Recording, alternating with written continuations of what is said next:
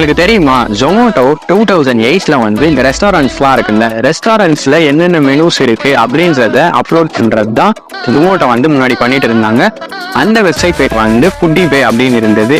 ஏன்னா அந்த டைம்ல வந்து நிறைய பேர் வந்து இந்த ரெஸ்டாரண்ட்ஸ்ல என்ன கிடைக்கும் தெரியாம வந்து ரொம்ப கஷ்டப்பட்டுட்டு இருந்தாங்க. இந்த விஷயத்த சரி பண்ணணும்னு டெல்லியில என்னென்ன ரெஸ்டாரண்ட்ஸ்ல என்ன ஃபுட்டு கிடைக்கும் அப்படின்றத வந்து ஃபுட்டி பே அப்படின்ற வெப்சைட்ல வந்து ஜொமேட்டோ வந்து அப்லோட் பண்ணுவாங்க.